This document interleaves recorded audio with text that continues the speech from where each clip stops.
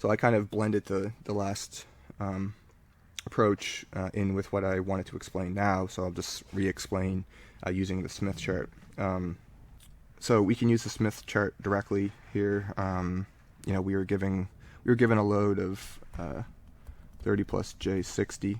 So if we divide that by 50, we end up with these two numbers here. So you can see here that there is a constant resistance circle corresponding to 0.6. Then there's a constant reactance curve corresponding to 1.2. So the intersection of those 2 points corresponds to our load impedance. So we know that the electron length is 2 pi over lambda times the length, and what we want to do is rotate by twice the electrical length, so in this case 192 degrees. So this is a rotation of 192 degrees. So this rotation is along a circle with a constant radius, and that radius corresponds to the magnitude of the reflection coefficient at the load. Okay, so you can imagine this arrow rotating around 192 degrees until it ends up at this point here, where again there's an intersection between a constant reactance curve and a constant resistance curve. So we can read off what those values are. We have x equals 0.53 and r equals 0.3.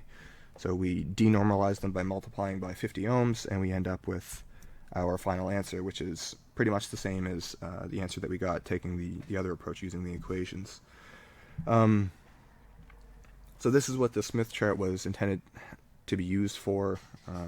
Like I said, using rulers and protractors and things like that back in the day, where they didn't have the software tools that we have today.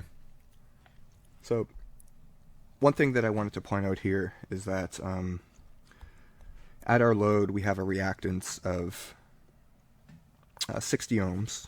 Okay, so we have a reactance of 60 ohms, and we know that this is going to be equal to omega L in this case because it's positive. So at our load we have an inductance of 60 ohms divided by 2 pi f, where f is whatever our operating frequency is. I think it was 2 gigahertz. The transformation along the transmission line actually results in something interesting, something that I talked about in the last lecture. So at our input impedance, we end up with a reactance of negative 26.5. Okay. So because of the negative sign, we know that this is going to correspond to a capacitor. Okay, so our impedance actually gets transformed from looking inductive to looking capacitive.